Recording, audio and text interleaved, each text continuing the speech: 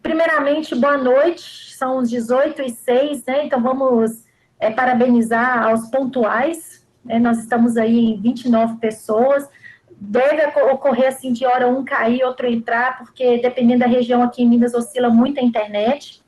Primeiramente, vou me apresentar, para quem não me conhece, meu nome é Graziele Wolff, eu sou engenheira ambiental, apesar da maioria achar que eu sou bióloga, mas eu sou casada com um biólogo e a biologia está no meu coração, mas eu sou engenheira ambiental e tenho mestrado e doutorado na área de ecologia aplicada pela Universidade Federal de Lavras e passei no concurso ainda durante o meu doutorado no Instituto Federal Sudeste de Minas Gerais, em Barbacena, e consegui a transferência para São João Evangelista, Instituto Federal de Minas Gerais, Campo São João Evangelista, para ficar mais perto da família. Hoje eu trabalho, minha área de pesquisa, na verdade, é ambiente aquático, ecologia de ambiente aquático, trabalho com plantas aquáticas, por isso que fico doida com algumas fotos que o Eric posta. Eu gosto muito dessas áreas de várzea, né, Letícia? Muita planta aquática. Aqui a gente não tem tantas áreas de várzea, então eu fui me adaptando para estar trabalhando com meus alunos. Hoje eu leciono tanto na agronomia, na engenharia florestal e nas ciências biológicas, leciono as disciplinas voltadas para a área de ecologia, então eu trabalhei com ecologia todas possíveis, ecologia de população, ecologia de comunidade e ecossistema, ecologia florestal, e ainda do meu coração, que é recuperação de áreas degradadas, avaliação de impacto ambiental e manejo de unidade e gestão de unidade de conservação, de onde saiu, e nós criamos esse grupo, que tivemos aí o prazer e a honra de estar agora trabalhando em conjunto com o Eric aí, para escutar um pouquinho da sua experiência. Ruth, do Paraná, agronomia, seja bem-vinda, tá? Bom, gente, apresentar aí o Eric, depois eu vou deixar ele continuar falando um pouquinho mais sobre a experiência dele. O Eric, ele é biólogo pela Universidade Estadual de Londrina, ele é especialista em gerenciamento e auditoria ambiental, mestre em ciências ambientais pela Universidade Estadual do Maringá, ele é ex-chefe do Parque Nacional de Ilha Grande e da APA das Ilhas e Várzeas do Rio Paraná. Ele foi secretário executivo de consórcio intermunicipal e possui 12 anos de atuação na conservação da biodiversidade. E ele também trabalhou, né, Eric, aí, ele é conselheiro do CRBio de 7ª Região. Então, é uma experiência ampla e vasta aí, que a gente pode espremer um pouquinho hoje. Ô, Eric, eu vou deixar você com a palavra e aí a gente vai fazendo essa discussão, tá bom? Obrigado, Graziele. Queria agradecer o convite, agradecer a oportunidade de estar aqui. Fiquei super contente de ficar sabendo da existência do GEUC. E, assim, desde já me coloco à disposição para colaborar, né, ao longo dos trabalhos desse grupo. Quem sabe um dia até presencialmente, né, Graziele? A gente conseguir estar num campo junto, fazer uma atividade, conhecer. Bom demais, a pessoa... Seria muito Perfeito, bom, né? Essa parceria presencial. Eu quero muito conhecer a sua região aí e fazer as trilhas aquáticas. Aqui é uma delícia, né? Aqui a gente está, então, no remanescente do Rio Paraná, é o último trecho que o Rio Paraná ainda é rio, né? Que, então, tem essa área de proteção ambiental das Ilhas e Várzeas do Rio Paraná, que ela é a maior unidade de conservação do bioma da Mata Atlântica. Ela tem 1 milhão de hectares, sendo que aproximadamente metade são de áreas naturais e metade são de áreas com uso humano. Dentro da APA das Ilhas e Várzeas do Rio Paraná tem outras unidades de conservação, como o Parque Nacional de Ilha Grande, né, que eu também fui chefe, e o Parque Estadual das Várzeas do Rio Viema, é vizinho da Estação Ecológica do Kaiowá, enfim, é um mosaico de umas 10 unidades de conservação. E na fala de hoje, então, o pessoal me chamou para esse bate-papo, eu optei por não usar slide, né, a gente já está tão distante das pessoas, a gente já tem tanta dificuldade de estar junto, de estar se comunicando, e estar numa palestra onde você não pode estar com as pessoas é muito diferente, né? Então, é um desafio, então, tirar o slide e eu tentar aqui estar de frente com vocês, para a gente estar conversando e trocando ideias. E como a gente conversa? Eu vou explorar o chat, né? Então, assim, não sei o que os professores falam nas aulas online de vocês, mas aqui a conversa paralela está liberada. A gente quer que vocês usem o chat, podem ficar à vontade para tanto mandar pergunta, fazer algum comentário, uma provocação.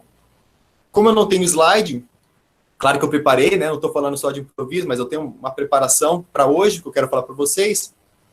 Mas eu, eventualmente, eu posso desviar disso. Eu posso desviar disso à vontade, porque vocês estão discutindo temas polêmicos, o assunto é polêmico, o assunto é interessante, e eu queria aproveitar essa 1 hora que a gente vai estar conversando para a gente direcionar para aquilo que interessar a vocês. Eu pedi, né, no começo aqui, o pessoal que está chegando agora, que o pessoal coloque aqui de onde que é. Estamos aqui com, por exemplo, aqui a Ruth, lá de Santa Helena, a Letícia, ali no Parque Nacional de Ilha Grande, o William, aqui da UEMS, Mundo Novo. Ó, o William está ali, né, perto do Parque Nacional de Ilha Grande também, a Ruth está lá em Santa Helena, tem refúgio ecológico, tem lá o Lago de Itaipu, umas 2 horas do Parque Nacional do Iguaçu, a Letícia está ali vizinha também do Parque Nacional de Ilha Grande. Então, fiquem à vontade, conforme a gente for conversando. É assunto polêmico, às vezes eu vou falar alguma coisa polêmica, pode discordar, pode ficar à vontade, é assim que a gente constrói o conhecimento. Outra coisa também, aqui também está liberado ficar no celular. A gente fala sempre para o pessoal prestar atenção. Eu espero que vocês prestem atenção, mas eventualmente eu vou dar algumas dicas de algumas páginas, algumas coisas, alguns artigos, que eu vou poder, talvez, passar para vocês. Vocês pesquisarem no Instagram, uma página, uma coisa no Facebook. E também eu vou soltar alguns links de algumas coisas que eu estava lendo, que é atual, que eu acho que era legal depois vocês estarem acessando. Beleza? Então, assim, eu queria, hoje, preparando essa palestra, eu lembrei de uma outra palestra que eu fui convidado por e-mail, e assim, no convite era para falar sobre meio ambiente, e foi engraçado que tinha no rodapé um comentário, assim, solicitando que o palestrante, né, convidava, mas solicitando que o palestrante evitasse, não falasse de política e da atual situação do país. Então, eu já começo, assim, falando para vocês que não existe debate sobre meio ambiente fora de contexto político. Isso é muito importante, se vocês terem claro, porque envolve, além de políticas públicas, dentro do tripé da sustentabilidade, né, do econômico, do social e ambiental, existe uma esfera que engloba essas 3 outras esferas, que é a esfera institucional, que é a esfera política. Então, não ache que a gente pode pegar e falar de meio ambiente sem falar de política. Se eu vier para falar de meio ambiente aqui sem falar de política, eu vou falar de paisagismo. E olhe lá. E olhe lá também. Então, essa não é a ideia. E outra coisa, assim, falei para a Graziele, pode gravar, porque é bom que fique registrado, né? Fique para a história. Eu tenho dito, e não só eu, que a gente tem uma oportunidade, ou então a maldição, de estar passando esse ano 2019, 2020, eu falo, decretamos a crise climática. Aquilo que a gente falava assim, que depois da crise do coronavírus vem a crise climática, ou a crise, o aquecimento global, e qualquer coisa do tipo que você jogasse para frente, não. A gente vai lembrar de 2019, 2020 como o ano que decretamos a crise climática. Incêndios em Portugal, pessoas morrendo em Portugal por conta de incêndio, incêndios gigantescos na Califórnia, um desastre na Austrália, um desastre, todo mundo acompanha o desastre na Austrália, e agora Pantanal e Amazônia queimando junto. E sem falar, assim, de outras regiões, outros locais. E aí, o pessoal do chat, eu já vou mandar o primeiro link aqui, eu quero que vocês olhem depois com calma. Se quiser, pode abrir enquanto eu estou falando aqui também, não tem problema. Que ele é um site que ele apresenta modelos climáticos, e ele é super bacana, que eu quero que vocês tenham acesso. Vocês vão poder ver no globo, né, e ver na região de vocês, a direção dos ventos, os fluxos de correntes de ar, correntes marítimas, manchas de poluição, velocidade do vento, rajada de vento, pressão do ar, tempestade, umidade. É uma forma de você ver algo que é super importante a gente ter noção, o conceito de Gaia, o conceito de planeta vivo, que o planeta respira. E a gente tem que pensar a conservação da biodiversidade pensando no clima, pensando na conservação das espécies e também pensando como serviços ecossistêmicos para conter essa mudança climática. E aí eu vou soltar uma outra provocação, assim.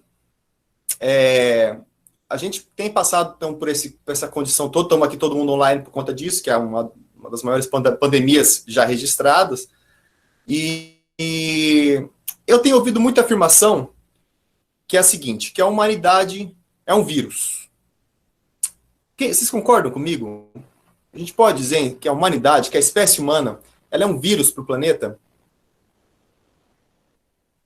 Eu acho que é importante a gente colocar essa discussão, ter isso em mente, que lá na frente eu vou trazer isso de volta. Mas a gente tem visto, né, que com as pessoas em casa, os animais na rua, a natureza tomando conta de volta, tomando esses espaços, os canais de Veneza transparentes, golfinhos voltando, tudo mais, e a gente tem se colocado essa questão, colocado esse questionamento de que a humanidade, de fato, é um vírus, e que a ausência dela faz com que a natureza se regenere. As unidades de conservação, elas surgem num contexto, que é a forma que eu vou tentar definir, tem várias definições, mas a forma que eu quero trazer para vocês, para a gente falar de SNUC, e se a gente vale a pena comemorar os 20 anos do SNUC, delimitado no território, com uma finalidade clara de conter, de impor limites aos anseios da sociedade. Ela tem um capital natural, dela, e esse capital natural faz com que ela gere serviços ecossistêmicos, que ela preste serviços ecossistêmicos, e que se não fosse por elas, eu não tenho dúvida de que o progresso teria atravessado elas e teria continuado, passado por cima. E por quê? Porque os anseios da sociedade de desenvolvimento e de progresso, ele aparentemente ele parece ser conflitante com a conservação. Então a gente tem um momento de revolução industrial, né, onde a gente conseguiu industrializar tudo, tanto a industrialização de máquina, que é aquela que é mais comum a gente pensa em indústria, mas eu queria que vocês pensassem na industrialização do sistema produtivo, né, pensar as grandes áreas produtivas como grandes indústrias. Podemos chamar de agricultura industrial, mas ela tem todo um processo industrial, né? Não é aquela agricultura familiar, é importante diferenciar. E nós, do Brasil, a gente se orgulha de ser o celeiro do mundo. Pensa bem, em Portugal, tem diminuído as áreas agrícolas. Inclusive, quando você vai fazer uma análise de paisagem, você tem lá áreas que são consideradas como áreas abandonadas. A população vai envelhecendo, ela vai deixando de cultivar. Portugal é muito voltada para o turismo, por exemplo, e a agricultura, por si só, ela não tem toda aquela força em Portugal, é um país pequeno. E Portugal importa muito. E isso não é só em Portugal, é na Europa inteira. Então, tem muitas áreas em regeneração na Europa que elas são por conta de abandono de áreas agrícolas. E de onde vem, então, a produção que eles consomem, se lá tem áreas abandonadas? A gente pode pensar, então, é uma outra pergunta, outro questionamento, que o Brasil vai passar por isso também, que a gente vai produzir agricultura e vai chegar um momento que vai parar naturalmente, e aí a gente vai começar a também ter áreas abandonadas em regeneração? Se sim, em quanto tempo isso vai acontecer? Até essa expansão crescer e parar, a gente vai ter sobrado alguma coisa de recurso natural? Esse capital natural, a gente vai ter ele ainda? Nós nos orgulhamos de ser o celeiro do mundo. A gente manda... outra coisa, sugiro então assistir então no o Gregório Duvier, que é aquele Greg News, acho que um dos últimos que saiu, que ele coloca assim, da forma dele sarcástica, que a gente é o pet da China.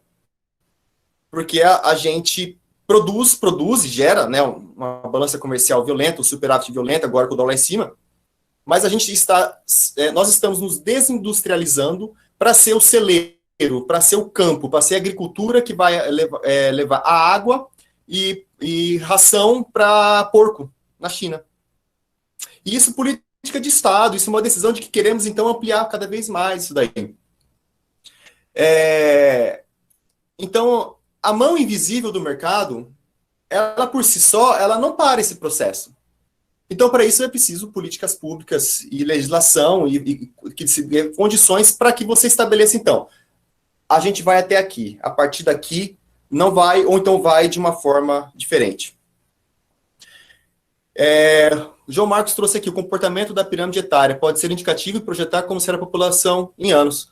A população ela vai envelhecendo, principalmente na Europa, e vai deixando de cultivar. Só que no Brasil, Você não vai precisar também de mão de obra jovem para produzir, né? Porque você consegue produzir em grande escala, de forma industrial, e você continuar por uma decisão do país, nossa, né, também de brasileiro, que nós vamos ser, então, não vamos ter indústria e vamos ser um grande campo agrícola. Então, a Constituição Federal, ela traz, então, que o meio ambiente ele é um direito. Né? O meio ambiente ecologicamente equilibrado ele é um direito. E é essencial a nossa sadia qualidade de vida, e cabendo ao poder público e a gente defender. Então, peraí. Então, quer dizer que não pode ir até além dos limites, porque além do direito de eu ter trabalho e ter meu negócio, eu também tenho direito a ter um meio ambiente equilibrado. Então, é necessário, então, que para cumprir a Constituição, que estabeleçam políticas e uma forma de gestão que garanta a conservação desses recursos naturais, né?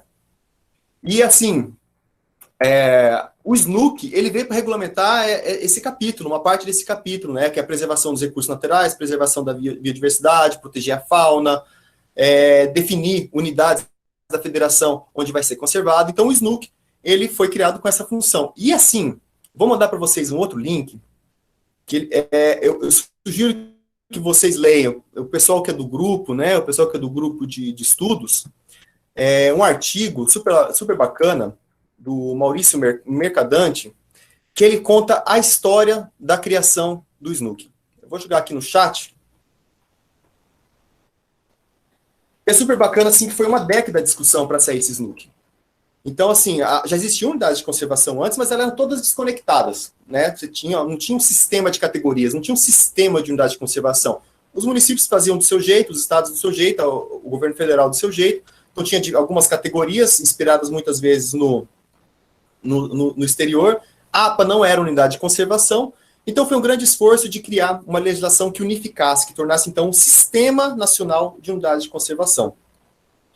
E pensa, 10 anos, então teve um debate muito grande. E o centro desse debate, ele é importante vocês terem conhecimento, e aí está o link para vocês lerem, a questão do preservacionismo e do conservacionismo. O preservar a biodiversidade com toda a força e o envolvimento, e do outro lado, o envolvimento das pessoas nesse processo. E assim, o SNUC, com base nesse debate, então acabou que a gente, a partir de uma Constituição cidadã, e aí o SNUC, ele foi atualizado, muita coisa com base no relatório da Casa Comum, que é o relatório que foi lá das primeiras convenções da ONU, o relatório Brundtland. Então ele traz uma certa modernidade, dizer assim, resumo da história, que é o que o SNUC traz. Você não consegue fazer conservação da biodiversidade, você preservar os ecossistemas, você preservar recursos naturais sem as pessoas. Porque tinha-se que você poderia isolar o acesso às pessoas, porque assim, a gente sabe, onde tem gente, perdão a palavra, dá caca, né? Então, se você tira as pessoas, está resolvido. Só que tinha experiências na África que, por mais que você investisse em cerca, investisse em estrutura para você impedir que as pessoas avançassem, a capacidade do Estado de conter esse processo, ela era negativa. Ela era inviável. E aí mais. Então, as pessoas deveriam ser... O problema não é só não colocar as pessoas, porque, no fim das contas, elas acabariam se apropriando desses espaços.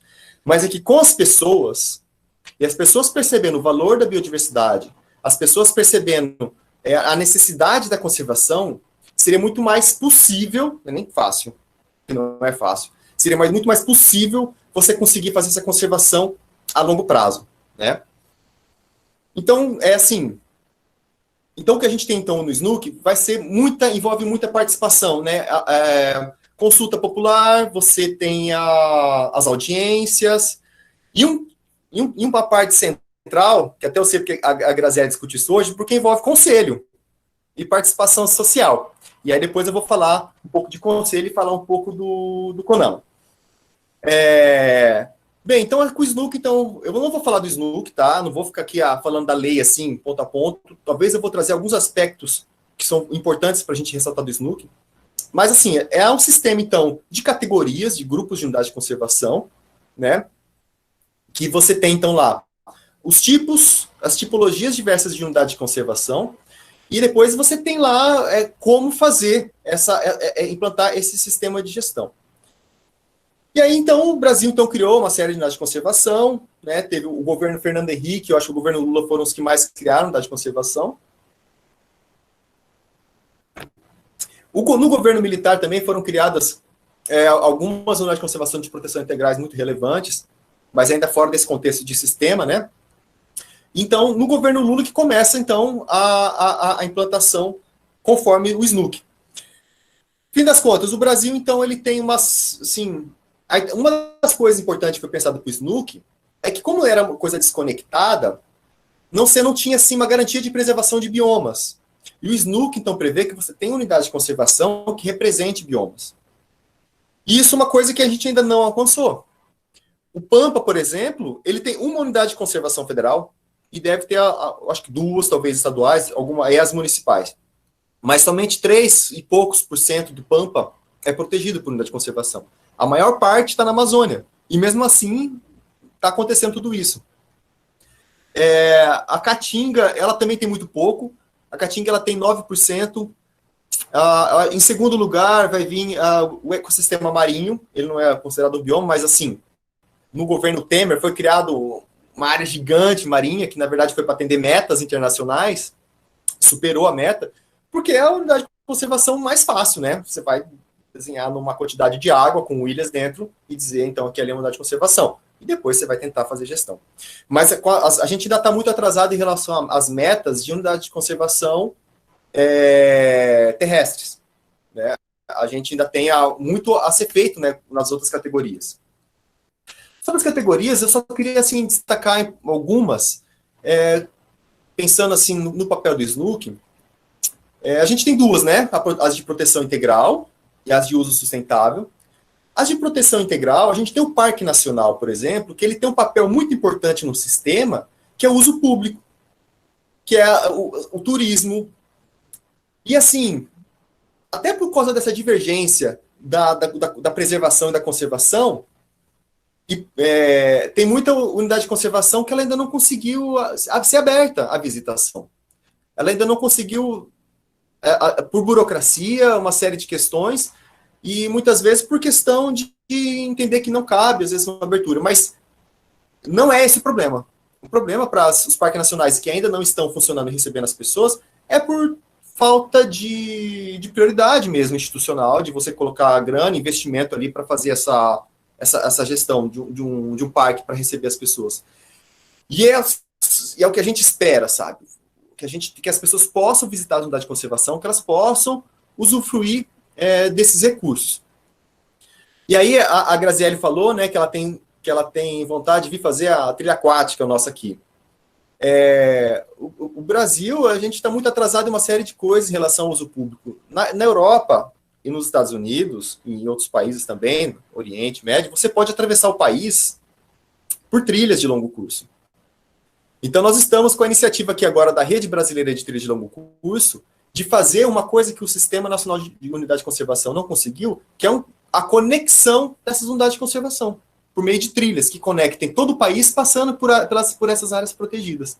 É um desafio violento. Parece sonho, mas assim, nós estamos atrasados. Nos outros lugares não está acontecendo normalmente. Ô, Eric, você falou que a gente pode interromper, né? Para a gente bater um papo. Então, na hora que você falou eu li sobre isso mesmo, dessa intenção da conexão, e a gente está num país de tamanho continental, né? A gente tem essa ideia mesmo, gente, isso é utopia. Isso, né, não vai acontecer. Mas a Serra do Espinhaço tá com um projeto bem bacana do IEF, o próprio IBAMA, a Vale, para tentar ligar as unidades de conservação da unidade da Serra do Espinhaço em prol, mas aí não no caso visando trilha, visando sim a conexão para fluxo higiênico do Lobo-Guará. Mas isso é muito difícil, é muito entrave, muito entrave. E aí eu te digo mais, estou mandando para vocês, eu falei que podia usar o celular na minha palestra, né? Estou mandando para vocês, quem quiser conhecer, então, a Rede Brasileira de Trilhas e a Rota dos Pioneiros, que é a trilha que a gente está desenvolvendo aqui, pode acessar por aí. Depois eu mando também o site, tá? E aí te digo mais sobre o fluxo higiênico que você falou. As trilhas, não só os humanos usam as trilhas, a fauna, ela começa a usar o caminho da trilha para se dispersar. A gente nunca tinha tido um avistamento de onça parda em determinado local. A gente abriu a trilha, a primeira coisa que aconteceu, os pescadores predadores sumiram. Porque a trilha deles ia em direção à lagoa. A gente fez a trilha cortando as trilhas deles e fechando as trilhas que eles atravessavam, a pesca predatória ela acabou. Ou diminuiu muito, porque começou a trombar ciclista, pessoal da bike, com pescador predador. E aí, depois por essa trilha aqui, um dia os ciclistas toparam com uma onça parda. Que ela estava lá, boazuda, lá, andando pela trilha. E por ali ela vai forragear, e ali ela vai caçar e vai correr pela trilha. Porque é melhor você passar por uma trilha do que passar por um monte de quiçaça com carrapicho. Até a onça sabe disso. E aí, elas podem se deslocar e podem se conectar em unidade de conservação. Então, esse é o nosso esforço. A gente vai depois eu mando aqui para vocês o site da rede. Não está aberto aqui, mais facinho eu abro. Vamos lá, continuando então. Então, eu falei, né, rapidamente sobre parques nacionais.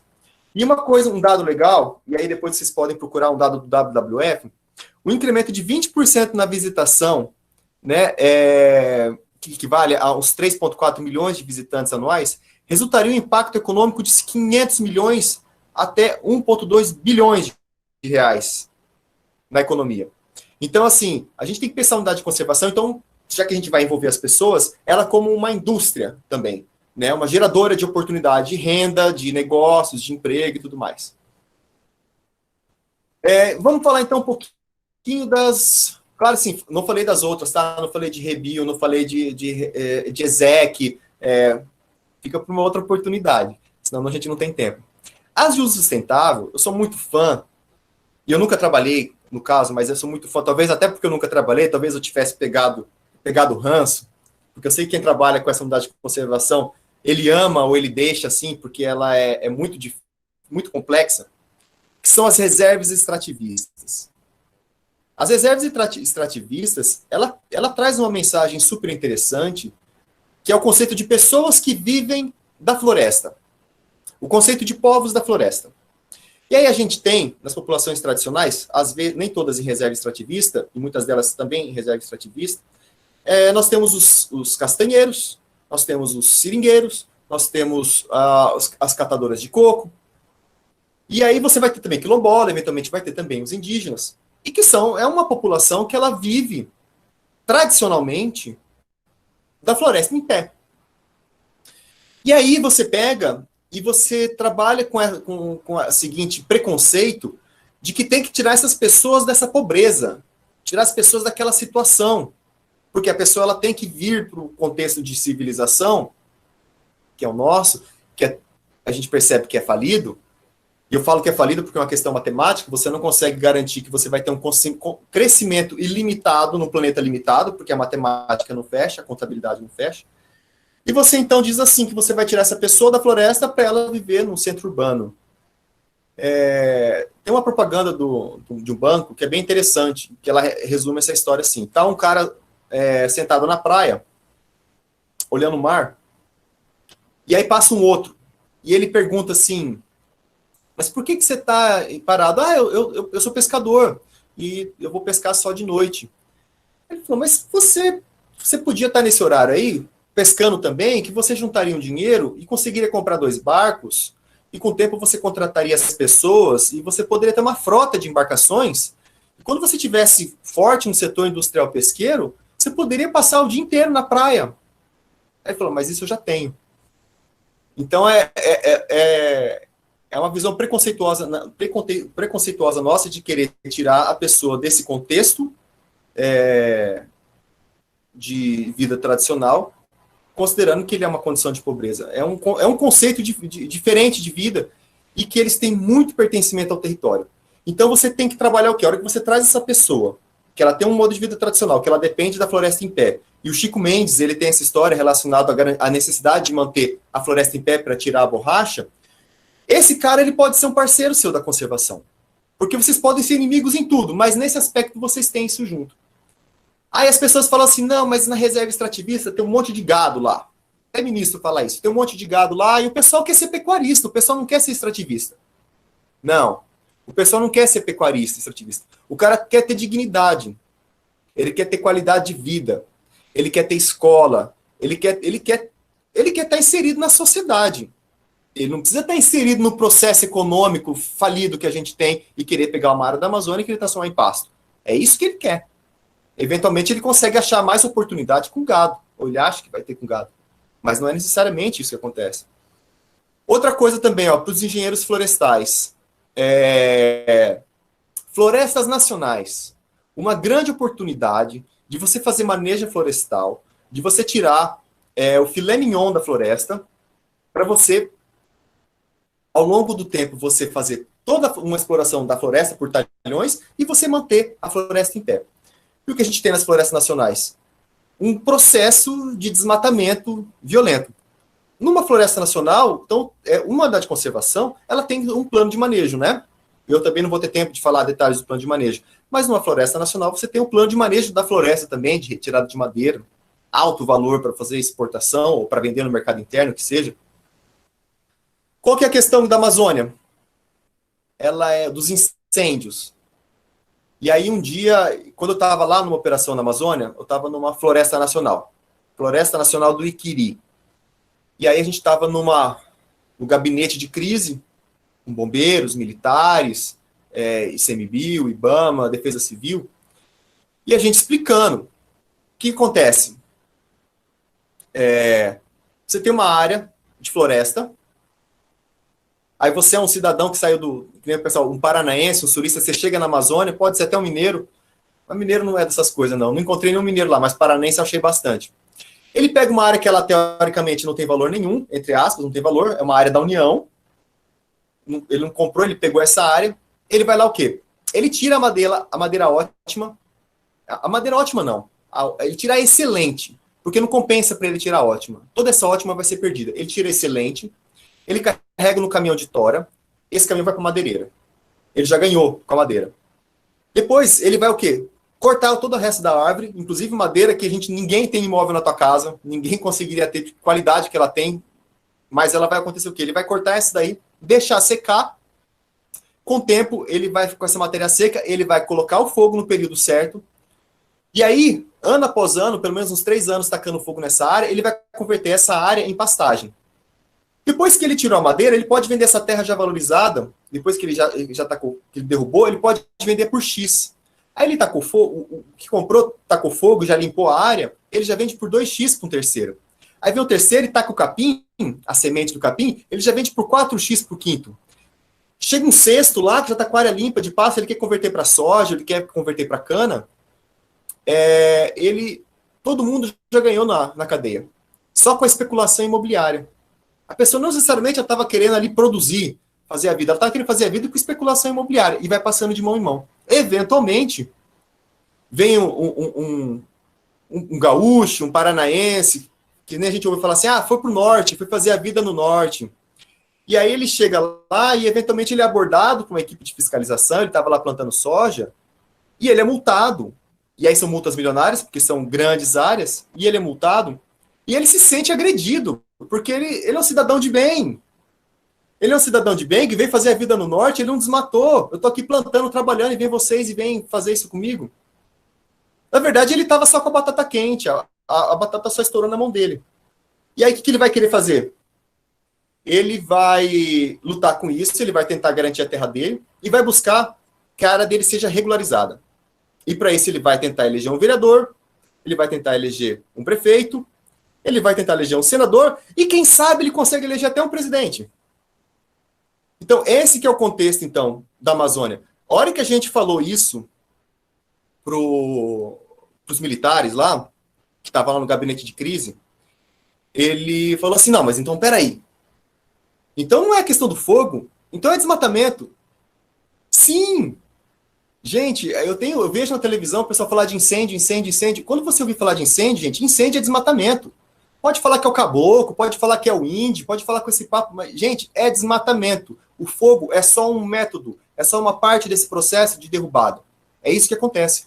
E aí, senhores engenheiros florestais, é uma pena, porque é uma grande oportunidade para essa ciência, para essa profissão, poder trabalhar com isso. Então, nós estamos transformando um grande capital natural, que é o capital da Amazônia. Estou falando de madeira, né? Não entrei nem em outros méritos de serviços ecossistêmicos, fármacos, biodiversidade e tudo mais. Virando cinza.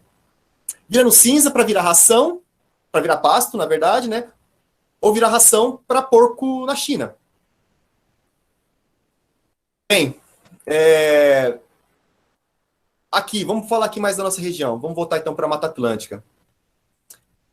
Uma coisa que é importante que o SNUC traz é que para você fazer intervenções em unidade de conservação ou no entorno dela, você tem que ter um licenciamento, obviamente, e que se couber EIA-RIMA, tem que ser consultada, a unidade de conservação ela tem que se manifestar. E aí o SNUC é importante porque ele traz essa obrigatoriedade. O problema, então, não é o SNUC, o problema acontece o quê? Numa área de proteção ambiental, e aí você falou que tem APA aí por perto, né?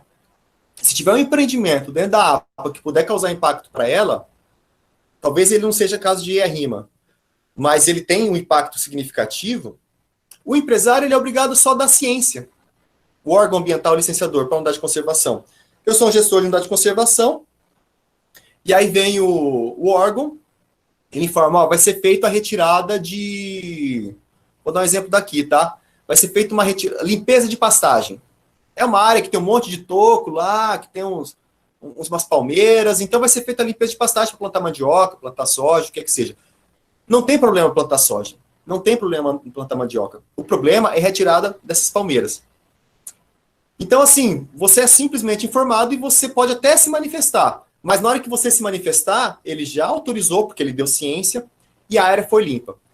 Então, eu vou falar para vocês, Mato Grosso do Sul, o entorno do Parque Estadual das Várzeas do Rio Vinhema, e talvez até do Parque Nacional de Ilha Grande. Grandes áreas de pastagem que estão se convertendo em áreas de agricultura, aquele toco, que ninguém se importa, de palmeira, aquilo é ninho de papagaio. É o único local que o papagaio consegue fazer ninho. É um toco sem nenhuma importância para quem olha para ele lá, está até morto. Mas fui lá e tirei um pau morto lá da floresta. O Parque Estadual das Várzeas do Rio Vinhema aqui, ele vai ficar todo ele preservado, a gente espera, mas todo o entorno dele vai ser um grande deserto. O único local para reprodução de papagaio vai ser dentro do Parque Estadual das Várzeas do Rio Vinhema. A Gláucia, que faz um projeto super lindo no Mato Grosso do Sul, ela ficou arrasada, ela até postou na internet esses dias, que ainda nesses últimos tocos que sobraram, que não converteu, que vai convertendo uma hora, os traficantes retiraram 50 a 100 ninhos, arrombaram 50 a 100 ninhos de papagaio para o tráfico. Então, nós temos Itaquiraí, por exemplo, Naviraí, todo em torno de unidade de conservação que ela sofre com a perda de biodiversidade. E aí a gente chega a um outro ponto. Então, quer dizer que não adianta só, então, proteger as unidades de conservação? Aí, mas tem a zona de amortecimento. Tem. Mas se a zona de amortecimento não tiver o mesmo grau de criação da unidade de conservação, do mesmo ato legal, a unidade de conservação foi criada por decreto. A zona de amortecimento também por decreto. Se ela for por portaria, ela não tem validade nenhuma. Então, o gestor da unidade de conservação, ele só assiste aquilo passar, né? E espera algum apoio do Ministério Público, ou o que é que seja.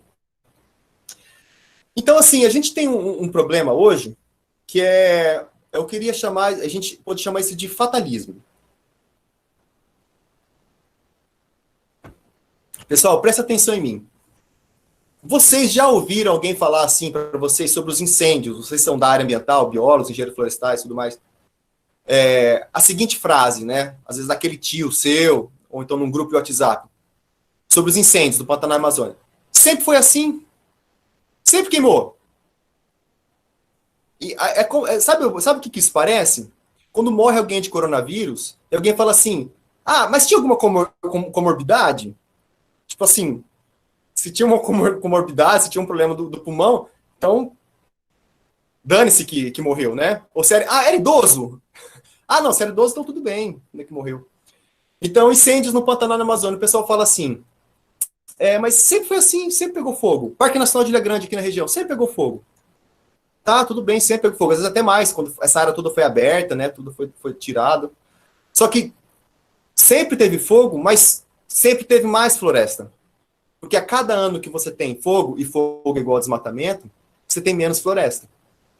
Então, uma vez a minha irmã falou isso para mim, para alguém da minha família. Falou, mas sempre teve violência sexual, sempre teve abuso de menores. E por causa disso não faz nada, só assiste. Então a gente vive uma tragédia das pessoas aceitarem, e aí o fatalismo, como se nada pudesse ser feito. E aí você vê alguém falar assim, quer que eu faça o quê? Que eu vou lá apagar o fogo? Ou então que faça manejo, ou então que invista em equipe de segurança. Morreu um servidor do ICMBio, queimado no Parque Nacional das Emas. A gente, então, tem fiscal que ele sofre ameaça, que ele sofre atentado na Amazônia.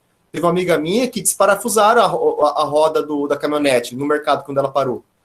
Então, assim, a gente tem um conceito assim de que tá tudo normal. Sabe aquele meme que tem um cachorro com uma caneca e o mundo pegando em volta dele, assim? É o meme perfeito, tipo, tá tudo normal. E assim, falando de especulação imobiliária, eu vou falar uma coisa aqui que eu não li ainda, mas em novembro do ano passado, o governo federal ele mudou o zoneamento ecológico da cana, permitindo o plantio de cana no Pantanal e na Amazônia. Lembra daquele ciclo que eu falei de especulação? Um cara que ele tem uma área de pasto hoje, ela vale X. Em relação a uma área de cana, ela tem um outro valor. E você que tem uma área de pasto no Pantanal, e que você tem palmeiras, você tem biodiversidade e tudo mais, se você pedir um licenciamento, para você pedir uma autorização para converter em cana, você vai ter que drenar aquela área. É muito mais difícil do que você já ter uma área detonada, para você converter em cana. Eu acho que, como muito das coisas que o pessoal já tentou emplacar e depois foi revogado, como agora a gente viu com o CONAMA, eu acho que essa mudança do zoneamento ecológico econômico também ela teve alguma interrupção. É tanta coisa que às vezes me cansa de acompanhar todos os assuntos, tá? Mas essa aqui eu sei que aconteceu, foi em novembro de 2019. E de repente a gente tem um dia do fogo, como um dia do fogo que teve lá no Pará, na Amazônia, onde 4 fazendas, elas iniciam quase na mesma hora um dos maiores incêndios do Pantanal. E aí, assim, um instrumento que o SNUC traz super importante, que é a regularização fundiária, ele vira estratégia para oportunista, inclusive para invadir áreas públicas, ou então você fazer, detona uma área para depois você ter ela como sua, regularizar uma situação ambiental e tudo mais. E aí a gente chega, então, na dificuldade de gestão dessas áreas, que ela... E aí traz essa ideia, assim, que estaremos otimizando, né? Uma coisa que é importante, quando foi pensado o SNUC, é que essas unidades de conservação, elas fossem gerenciadas de forma integrada, que elas pudessem se conversar. Por exemplo, você tem um mosaico aqui como região de 10 unidades de conservação, o ideal é que tivesse um núcleo de gestão integrada, onde essas unidades de conservação, o chefe dessa unidade de conservação, se reunissem e conversassem. Que os esforços das equipes dessa unidade de conservação se juntassem para combater um incêndio, para fazer uma operação de fiscalização, para fazer um projeto de educação ambiental e tudo mais. Mas, assim, o SNUC, a lei é bonita, mas aí acontece o quê? O pessoal transformou, então, a criação de núcleos de gestão integrada em uma forma de leve 2 pelo preço de 1. Nós temos 1.500 servidores, aproximadamente, no ICMBio. Eu vou ver se eu até trago um número aqui. Deixa eu ver se eu tenho ele aqui. Depois eu vou achar, mas, assim, da coisa de um servidor para cada 50 mil hectares, eu acho. Então, você pega... Para você não deixar a unidade de conservação sem chefe, ou deixar uma área desguarnecida, ou falar que a equipe é pequena, você junta todo mundo numa equipe só e fala assim, ó, que equipe grande. Só que essa equipe está cuidando de uma área do tamanho da Bélgica, do tamanho da Holanda, do tamanho de Luxemburgo, sabe? Então, você tem, então, um discurso de otimização que, na verdade, é só para você não resolver coisas, né? Ah, mas a gente herdou isso daí. Tudo bem. Eu não estou fazendo nenhuma, dizendo que os outros governos foram bons, porque é um processo de decaída da gestão ambiental. E aí eu falo que eu sou o rei Midas ao contrário, porque como eu comecei a estudar em 2000, então toda a parte da evolução do SNUC e depois o auge, que talvez foi 2008, onde a gente teve o decreto que estabeleceu as multas ambientais. 2008 foi a crise da bolha imobiliária dos Estados Unidos, e desde então, os países, cada um foi resolver o seu problema em casa, e os sentinelas internacionais que olhavam pelo mundo, cada um foi cuidar do teu, e o Brasil só caiu desde então. E aí eu falo que eu sou rei Midas ao contrário, porque todo lugar que eu chego para trabalhar, o pessoal fala assim, antigamente tinha muito dinheiro, antigamente a gente tinha respeito. Isso foi quando passei pelo Coripa, foi quando passei pelo ICMBio, até quando entrei para o programa de Ecologia de Ambientes Aquáticos Continentais. Porque o PEA, CAP 6, onde eu fiz o mestrado, era riquíssimo. E desde então só foi ficando mais pobre. Eu acho que aí não deve ser diferente. Então, na verdade, eu acho que não sou eu. Eu acho que eu peguei um momento que eu estudei no auge, e a hora que eu fui, a coisa estava acabando. O pessoal que vai se formar agora, espero que vocês não encontrem um mundo Mad Max, porque a responsabilidade está na mão de vocês. Vocês vão ter uma responsabilidade muito grande, e eu espero que vocês tenham oportunidade de trabalho e poder colocar esse conhecimento todo em prática. Mas o cenário, ele é bem terrível, né? Eu acho que ele é bem terrível. Eu achava que era culpa minha, mas não. O pessoal até falou assim, por que você não vai, então, para o Conselho Nacional da Agricultura, para o Ministério da Agricultura, para ver se dá uma baqueada no pessoal lá. Mas não fui. E também não quero que vão mal. A gente precisa da agricultura também, precisa de se conversar. Sobre otimização, eu trouxe uns dados aqui, ó. Substituição de 11 coordenações regionais por 5 gerências regionais, ampliação desse número de núcleos de gestão integrada só para tapar buraco. E aí uma fala do vice-presidente da associação, né, da SEMA, né, Associação dos Servidores de IBAMA e CMBio. As unidades de conservação foram agrupadas sem nenhuma lógica territorial de fato, e as distâncias vão viabilizar a proteção dessas unidades. Então é coisa super linda que é a gestão integrada, mas ela acaba sendo usada para você tapar buraco, né? Eu vou falar da Mata Atlântica, então. Manguezal, Restinga e área de preservação permanente. Vocês não sabem a luta que a gente teve aqui, e com muito sucesso, nós conseguimos, em parceria com o Instituto Ambiental do Paraná e Ministério Público Federal, demolir 270 casas em área de preservação permanente aqui. E você imagina assim, claro que e é casa assim de gente pobre, sabe? Não é casa de ribeirinho. É casa de veraneio. Casa de prefeito, casa de vice-prefeito, casa de vereador. E agora, com essas mudanças do CONAMA, ela coloca muita coisa por terra. Isso eu estou falando aqui de Rio Paraná, tá? Mas assim, e litoral. Então, é bem grave. Então, teve essa mudança, teve a justiça interveio. E aí, de novo, pessoal, quem já ouviu a seguinte frase? O pessoal não deixa o governo trabalhar. Mas lógico, porque temos uma lei, nós temos uma Constituição. E é claro que não vai deixar trabalhar se for fora da lei, se for contrário à Constituição. Porque as coisas não vão para frente porque tem esse STF, porque tem esse Congresso. Descriação de unidade de conservação, o chefe do Poder Executivo pode até criar por decreto, mas ela só pode ser mudada, e aí ponto para o Snoop de novo, por lei. Então eu posso até criar, mas eu, presidente, eu não posso descriar, eu tenho que passar pelo Congresso.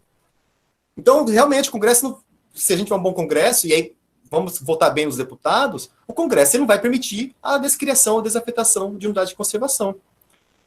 E se passar alguma coisa, nós temos a justiça, então. Pode criticar o STF em várias coisas, mas ele está ali para ser o guardião da Constituição. Então, a conservação da biodiversidade, os recursos naturais, ela está prevista na Constituição e SNUC. Então, a gente tem esses instrumentos legais que são muito importantes para a gente garantir algumas coisas. E aí, quer falar alguma coisa sobre o CONAMA? Se tiver uma reunião hoje, ou Graziele, uma conversa? Nós estamos com pouco tempo já, viu? Estamos quase acabando. Não, tranquilo. Na verdade, o que a gente trabalhou hoje foi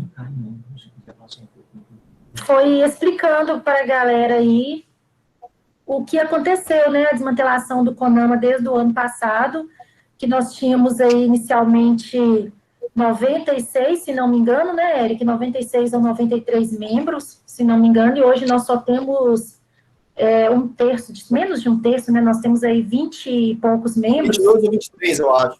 Isso, ficamos com 20 e poucos membros. E como que foi algo... eu senti, lendo sobre isso, que foi uma rasteira mesmo.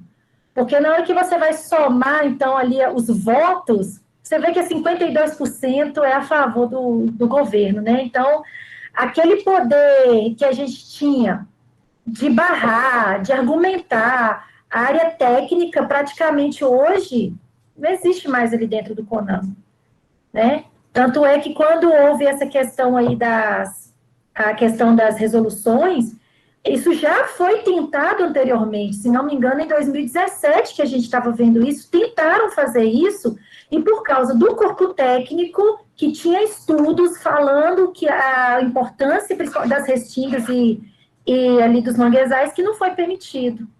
E agora passou.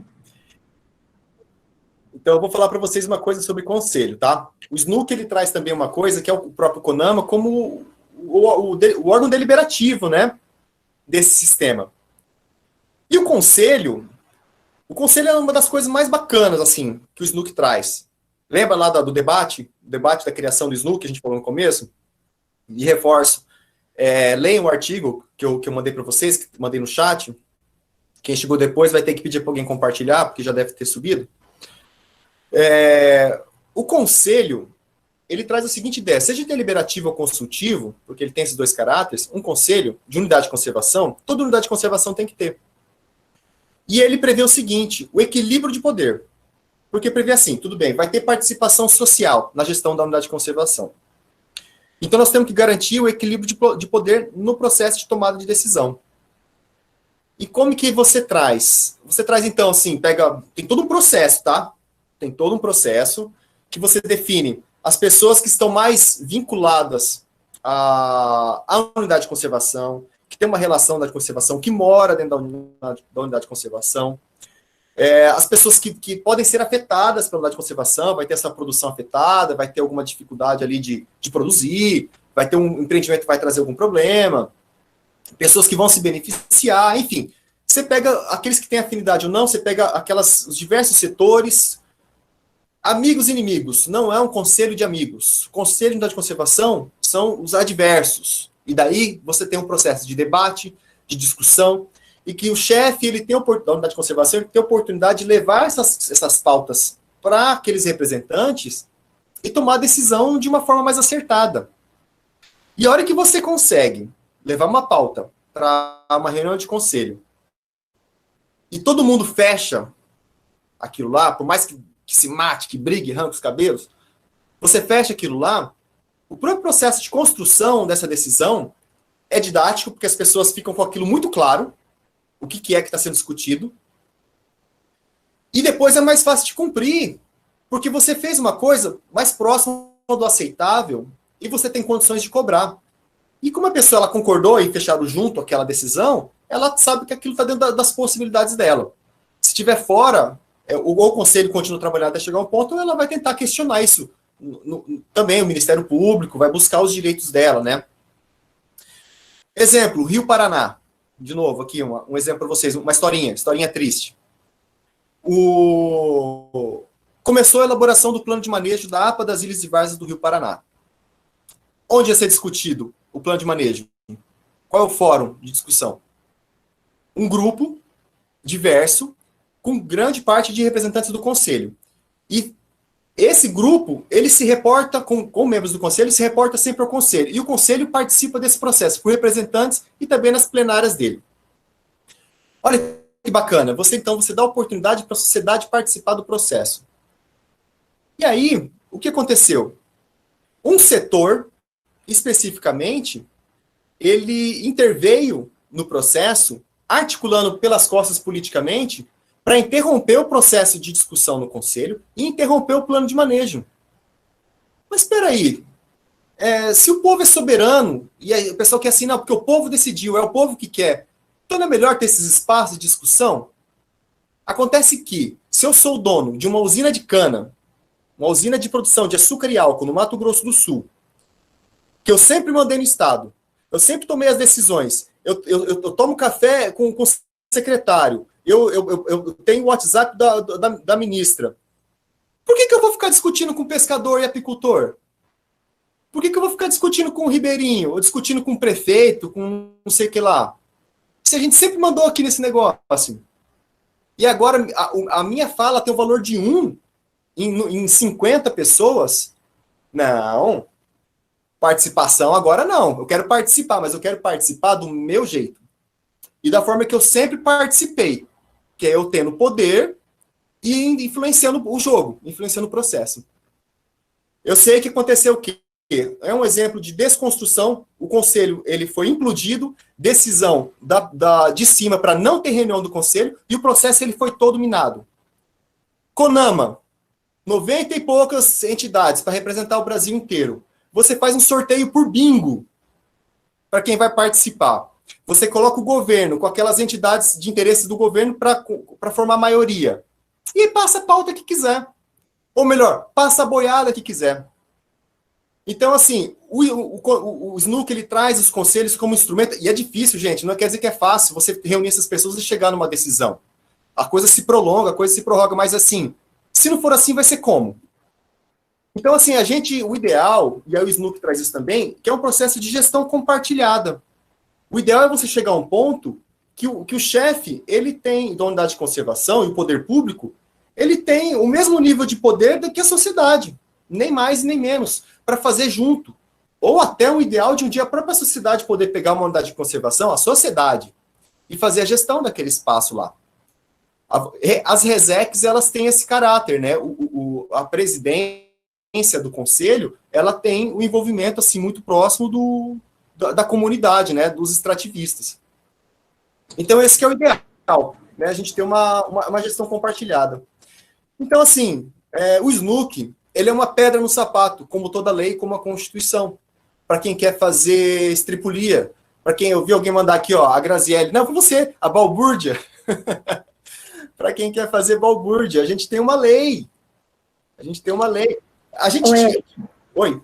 Até responder, você podia aproveitar nessa discussão sua e responder o Rui também, que ele fez a pergunta, falando a questão de quem que é responsável, então, por essa fiscalização. Por exemplo, para fiscalizar o governo, o que aconteceu com o CONAMA, e quem que é responsável por essa fiscalização? Bem, nós temos o guardião da Constituição, que é o STF, e nós temos o Ministério Público Federal, né? Só que assim, historicamente, de uns anos para cá, o Ministério Público Federal, como que era? Pegavam todos os procuradores da República do país, escolhiam 3 nomes e colocava à disposição do presidente da República para escolher um dos 3 nomes. Tradicionalmente, o presidente escolhia o primeiro da lista. Então, ele só referendava uma decisão que era do colegiado de procuradores da República, do Ministério Público Federal. O nosso querido Temer quebrou essa tradição, onde ele indicou a Raquel Dodge, que foi a 2º lugar. O nosso atual presidente jogou no lixo essa lista de 3 e indicou Augusto Aras, que é o nome dele. E aí, busquem uma entrevista onde ele coloca assim, quem que é o Procurador-Geral da República, que é o que fiscaliza o presidente, tá? O Procurador-Geral da República é o que fiscaliza o governo. Quem que é ele fala assim, quem que é? Aí a pessoa fala assim, não, o pessoal do cercadinho fala assim, ele é o rei. Falou, não, o rei sou eu. O rei é o presidente. O Procurador-Geral da República é a dama. A dama no xadrez é a última peça que resta para salvar o rei, antes do checkmate. Então, sabe, nem escondem, assim, um papel de colocar uma pessoa para ser a dama, para defender. A não ser que fosse a dama da cor branca, da cor oposta. Então, te respondendo é isso. A gente tem um Ministério Público como, assim, um guardião, né, dos interesses coletivos, sociais e ambientais, só que também, né, está sob ataque. Nós temos a Polícia Federal, né, mas a Polícia Federal também, né, está sendo até um processo que o presidente vai ter que responder sobre intenção de interferir na Polícia Federal. Esse é o cenário. Só que a gente ainda tem a lei. Por mais que deturpe, tem a lei. O CONAMA, ele tem um papel importante porque, às vezes, ele regulamenta alguns aspectos da lei. Assim como a lei, ela regulamenta algumas coisas lá da Constituição Federal, o CONAMA tem esse papel. E aí, essas coisas... Aí alguém ouviu essa frase, né? Vamos aproveitar esse momento da pandemia, dessa tranquilidade, e passar na boiada. O que quer dizer? Passar essas pequenas normas que você não precisa do Congresso e não precisa de tomar decisão coletiva. Você vai fazendo pequenas normas e vai atendendo, né, o público. Um exemplo, aquela do zoneamento ecológico econômico, outra essa recente, que é do CONAMA, né? Para ir para encerramento, a gente está já com 7:05, e fora das unidades de conservação? Como eu disse, então, ali no Parque Estadual das Áreas do Viema, nós estamos vendo, então, aquilo que vocês vão ver lá naquele artigo que eu mandei, um oásis de diversidade em um deserto de uniformidade. Ecologia da paisagem é super importante para a disciplina de vocês, para, sabe, o pessoal da engenharia florestal, da biologia que está aí assistindo. E é isso que a gente não gostaria, mas é isso que está sobrando. Será que vai chegar um ponto da gente ter, então, só as unidades de conservação com áreas protegidas?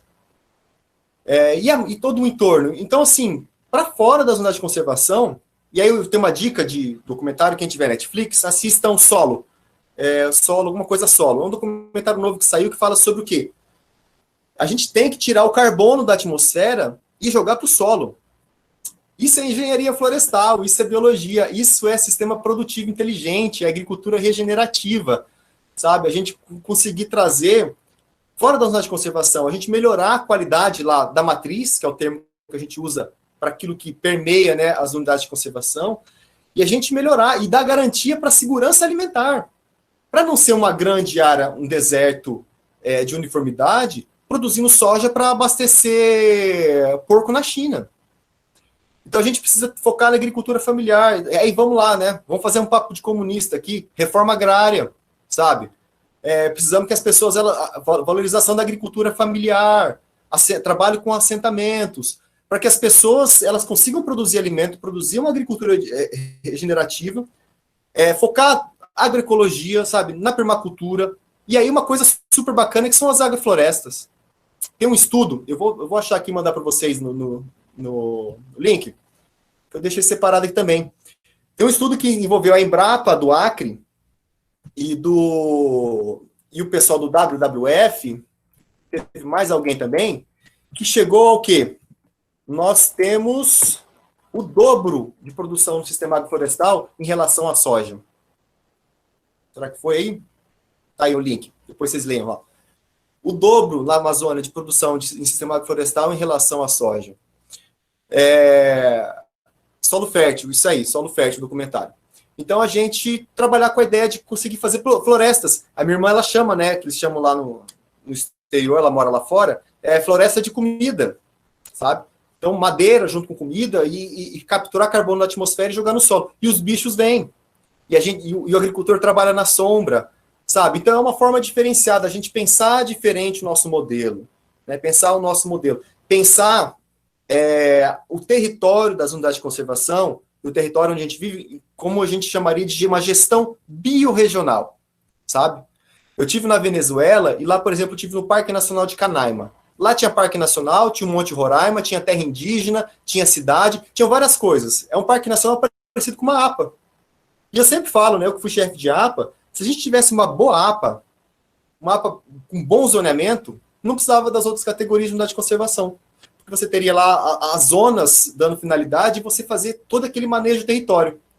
E aí eu diria mais, se a gente tivesse um país, um estado como uma APA, aí de novo com bom zoneamento, você definindo esses usos, não precisaria de todo o resto. Mas infelizmente não é o que a gente tem. Então assim, para encerrar, e aí depois fica o espaço também para pergunta, eu queria dizer para vocês assim, que não tem para onde a gente fugir, tá? Eu queria dizer para vocês, não tem para onde a gente fugir. A gente tem um planeta, esse planeta é o nosso, você pode decidir morar num sítio, você pode fugir para uma montanha para ter paz, sossego, que você não vai ter. Hoje, a minha casa é do lado de um loteamento. E tem um loteamento, minha casa é no loteamento do lado de um pasto. Inclusive, eu pego, às vezes, meu gato, ele parece um cachorro, ele me segue, eu andava naquele pasto lá. Hoje, contrariando, inclusive, as resoluções da PAR aqui, um cidadão passou agrotóxico no pasto e vai plantar mandioca. Vizinho. A legislação fala que tem 500 metros de distância. O cara passou a 5 metros de distância da casa de todo mundo. Então, uma cidade pequena de 6 mil habitantes, eu vou ter que enfrentar esse problema, eu vou ter que buscar, eu vou ter que denunciar, e vou ter que brigar. Então, a gente não tem sossego. Por mais que a gente esteja no local que a gente acha que está tranquilo, se a gente se omitir, uma hora o progresso vai bater na nossa porta. E a gente vai ter que escolher, ou vai estar lá naquele deserto de uniformidade, ou então naquele oásis de diversidade. Né? Então, a gente tem uma responsabilidade muito grande nesse processo como engenheiro florestal e biólogo. E aí eu digo para vocês, então, que a humanidade ela não é um vírus, retomando o começo da conversa lá. O problema é o sistema, o problema é o modelo econômico, o problema é a conjuntura política, sabe? Então, assim, é necessário, então, um esforço para a gente não pensar assim, eu estou fazendo a minha parte, sabe? Eu uso canudo de metal. O meu canudo é de papel e meio que está resolvido, sabe? O processo ele tem que ser coletivo. Né? Aquele negócio do beija-flor apagando fogo lá sozinho e o elefante tira sarro dele, o elefante está errado, mas o beija-flor também, porque ele vai morrer queimado junto com o elefante. Se o beija-flor não chamar o elefante junto e não chamar os outros beija-flores para apagar o fogo, não adianta ele estar fazendo a parte dele, porque vai morrer todo mundo junto. Ele pode até dormir tranquilo, mas vai dormir no caixão. Era isso. primeiramente eu quero agradecer, viu, Eric? Que conversa boa, viu? Que coisa legal essa hora que a gente teve aqui. Eu acho que para os meus alunos, eu sei que eu estou acompanhando o WhatsApp com eles e eles têm comentado aqui como que está sendo bacana. Para mim foi muito gratificante mesmo, assim, escutar isso tudo. Eu sinto muito por não ser presencial, mas ao mesmo tempo fico agradecido por estar sendo remoto, porque talvez a gente não teria verba de ter isso presencialmente, né? Infelizmente, não tinha como a gente estar presencial pelo fato de ter cortado as verbas. E eu achei bacana que a sua fala, mesmo sem a gente ter conversado anteriormente mais a fundo, mas casou muito com o que eu tenho falado com os meus alunos, a questão da ideia do conservacionismo, aquelas ideias do desenvolvimento sustentável. Hoje a gente até discutiu sobre as iniciativas muito bacanas de Mamirauá, que é de uso sustentável e que como que dá certo, né, se tiver o planejamento e o zoneamento correto. E aí eu falo muito isso. Tem que ser sempre proteção integral? Será que você fazer ilhas de proteção integral resolve o problema? Essa discussão que eu sempre tento trabalhar muito com eles, e você bateu muito no que a gente tem conversado a respeito de metapopulação, a respeito da conexão, a respeito das ilhas de diversidade em um deserto. E, infelizmente, a gente está vendo isso acontecer muito rápido no Cerrado, né?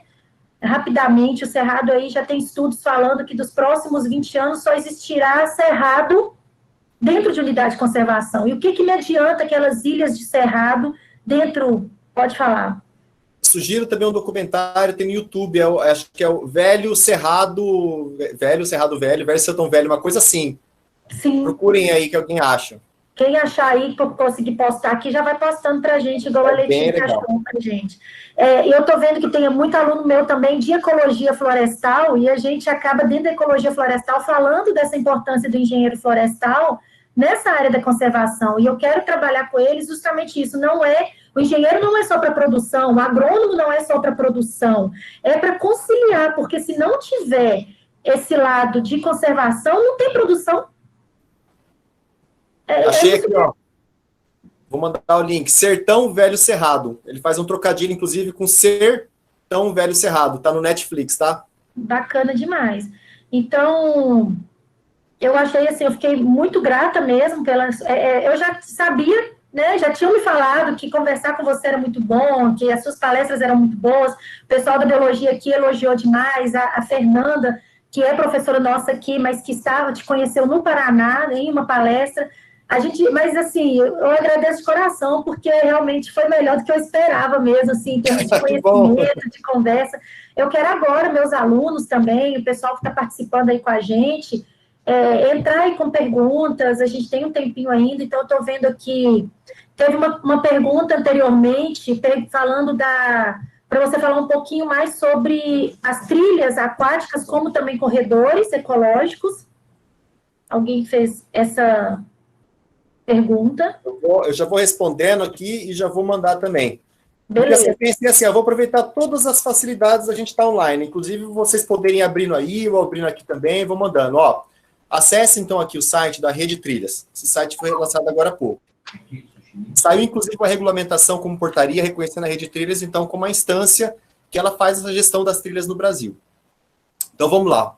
Resumindo para vocês. Nós temos então um projeto, não é Eric, tá? É um projeto nacional, que eu participo, né, como voluntário, que é assim, a princípio, a criação de 5 grandes corredores. Então, vai lá, tem o corredor Oiapoque ao Chuí, né, já começa assim, do Oiapoque ao Chuí, que correndo todo o litoral do Brasil. Tem a Caminhos do Piabiru, que ela sai de Santa Catarina, Paraná, Mato Grosso do Sul, até lá o Peru, no antigo caminho, mais ou menos no traçado do antigo caminho, que era o Caminho de Piabiru. Nós temos, então, o Caminho dos Goiáses, que está ali na região de Goiás, também tem todo um processo histórico, lá tem então Cora Coralina, Chapada dos Veadeiros. E nós temos também, deixa eu lembrar, eu quero deixar a de vocês por último. Eu acho que a de vocês vai ser talvez o corredor que chama Velho Chico, porque passa pelo eixo do Rio São Francisco. as unidades de conservação ao longo do corredor do Rio São Francisco. Como que isso acontece? Iniciativa local. Eu tenho uma unidade de conservação, eu tenho uma trilha, eu tenho uma região, a gente se organiza, ou Caminhadas da Natureza, Movimento Anda Brasil, o que quer que seja, trilha de bike. A gente vai organizar uma trilha local, talvez no seu município, talvez conectando um município no outro. E essa trilha, a partir de trilhas locais, conforme elas vão se conectando, elas vão formando trilhas regionais. As trilhas regionais, conforme elas crescem, ultrapassam o limite dos estados, elas podem chegar a trilhas nacionais. Então, inclusive, se passar do país, chegando a uma trilha nacional. A Appalachian Trail, que é a maior trilha dos Estados Unidos, a mais antiga, ela atravessa os Apalaches, né, a região leste dos Estados Unidos, ela demorou 100 anos para ficar pronta. A grande trilha do Canadá demorou 25 anos. Então, assim, é um projeto de longo prazo, só que ele é com base local. Então, você tem a tua trilha local, e aí a sinalização ela é fundamental porque ela materializa a trilha. Que ela é uma pegada preta e amarela com desenho que remete à identidade local das pessoas, os atributos locais, sociais, culturais e de biodiversidade. E naquele trecho, a trilha ela tem aquele nome e aquela trilha daquelas pessoas. E ela vai se conectando com outros trechos. Então a gente vai tendo um processo de criação de trilha de longo curso. A rede brasileira de trilhas, ela simplesmente azeita esse processo, coloca as pessoas para conversar e vai organizando, né, para que elas tenham conectividade. Ô, Eric, nesse caso, essas trilhas, elas são em porções naturais do ecossistema, porções conservadas, preservadas, ou vocês pensam também em adentrar, aí, no caso, como corredores maiores, fazendo uso de SAFs? Olha, assim, a trilha, ela vai ligar o ponto A ao ponto B. E esse ponto A e ponto B, necessariamente, ele é uma unidade de conservação. Só que a maravilha é tudo que acontece ao longo do caminho. Não tem aquele negócio que o importante não é o destino, mas é a viagem. Porque, por exemplo, a Transcarioca, que é a mais, assim, perfeita, assim, que está mais organizadinha e é pioneira, ela passa por dentro da cidade do Rio de Janeiro, em áreas assim. Um dia eu estava vendo uma entrevista, um cara na rua, estava um repórter lá, e eu vi que no poste tinha uma pegada da Transmantiqueira. Porque é o trecho que ela passa na cidade. Nós temos a Transmantiqueira, não, a Transcarioca. Nós temos aí em Minas Gerais a Transmantiqueira, que já tem 160 quilômetros, né? São as travessias ali pelas montanhas ali da Serra da Mantiqueira. E eventualmente vai passar, então, eventualmente não, necessariamente vai passar por áreas naturais, por estradas rurais, por trilhas, e aí por comunidades rurais, por sistemas agroflorestais, vai passar pelo aquele cara que vende o queijo, que vende o doce de leite, pela pousada do turismo rural. E ali você vai ter os serviços que esse viajante vai precisar e vai depender. Então, assim, você faz conservação da biodiversidade, né, promovendo e conectando a unidade de conservação, gerando emprego e renda e desenvolvimento da população local. Top demais, valorizando a cultura. Eu acho que o meu marido fala muito, né, o Gilslan, quem conhece ele aí, ele fala muito, para que eu vou pensar em ficar viajando para fora, tem tanta beleza natural no Brasil, eu quero conhecer mais o Brasil e realmente a gente tem muita riqueza natural, cultural, tradicional, realmente esplêndido. E tem outra pergunta aqui, a Raquel falando sobre a agricultura familiar, como o PNAE, ela é, né, uma boa valorização da prática aí dentro de unidades de conservação de uso sustentável. Que ela está fazendo um comentário, né, que aqui na nossa região é muito valorizado o PNAE. Muitos produtores, aqui os pequenos produtores trabalham com o PNAE, e inclusive tem um dos nossos alunos que apresentou sobre a APA, de onde está inserida a cidade dele, está dentro de uma APA, que lá tem muito desenvolvimento dessa questão da agricultura familiar, e você tocou aí nisso aí. Então, eu tenho falado muito com meus alunos da agronomia, principalmente. Pessoal, vamos valorizar a agricultura familiar, vamos valorizar os SAFs, os consórcios, vamos valorizar, que a gente escuta muito de produtor na nossa região, a APP e reserva legal é perda de terra, eu não quero, vai brigar para não ter reserva legal, para não ter APP, sem entender que se ele tiver isso aí, a produção dele aumenta, e que não é uma área perdida, assim como você trouxe a unidade de conservação, não são áreas perdidas. Dá para conciliar e o ideal é que concilie mesmo. O meu sonho na APA, quando eu era chefe aqui, e com a turma nossa toda, era o quê? Que a gente tivesse, como aqui tem arrecadação de semestre ecológico, a gente gostaria que fosse assim, o ideal. Só que é uma decisão que não é nossa, sabe? É do prefeito. A pessoa ela tem uma unidade, tem um sitiante que está na APA e tem um sitiante que está fora. O que está fora, para ele meio que tudo tanto faz. O que está dentro, ele se sente prejudicado por estar dentro da APA, porque ele se sente limitado. O nosso sonho é que os municípios tivessem programas que eles, por exemplo, eu tenho que fazer uma melhoria de estrada. Onde eu vou recuperar a primeira estrada? Fora ou dentro da APA? Dentro da APA. Conservação de solo, conservação de água, tudo mais, turismo rural, blá, blá, blá. Eu tenho um recurso para vir fazer um programa, não sei o que lá, de sistema florestal. Vou conseguir mudas de café, fazer café sombreado, tudo mais. Qual que é o nosso público que a gente vai priorizar? O ideal. Vamos priorizar primeiro da APA, porque ele não tem restrição, ele está numa área sensível, então ele tem que ser olhado com mais atenção, tem que ser olhado com mais carinho. E até que chegasse um ponto que a pessoa falasse assim, eu prefiro estar na APA, porque aqui eu estou próximo de áreas naturais, eu consigo produzir melhor e eu sou bem assistido. Quem está fora simplesmente segue a vida, né? E aí, o Cosme, que é um amigo meu, que ele é extensionista de matéria aqui da região, aí tinha um sonho dele, ele queria um dia assim que chegasse a ter um selo da APA, que os produtos que fossem criados dentro da APA tivessem um selo, qualquer selo específico assim, que é um produto da APA, sabe? Porque valorizaria o produtor, o produto local, e também ele teria esse pertencimento.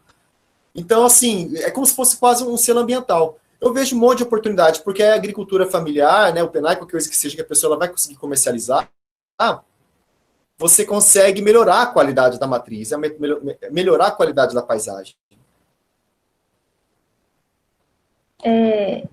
Muito bacana isso. Eu imagino um selo de APA, seria incrível. Nós temos outras perguntas aqui. Tem a Larissa, você quer fazer uma pergunta, Larissa? Pode abrir o seu áudio e fazer a sua pergunta. Não, o Gra já foi respondido já. Obrigada. Então tá joia. O Felipe, ele está perguntando como que estudantes graduandos podem ajudar de verdade na conservação, dada a atual conjuntura do Pantanal, da Amazônia e do coronavírus. Como que os estudantes podem se engajar mais nessa área da conservação? Olha, eu fico imaginando, se eu fosse universitário, nesse momento agora, a sensação de impotência. Eu acho que vocês devem ter essa sensação de impotência, assim, total, de ver o mundo acabando, e o máximo que eu consigo fazer é uma postagem no Instagram ou no Facebook de revolta. E ainda vir um tio ainda e vir falar Bolsonaro 2022, sabe?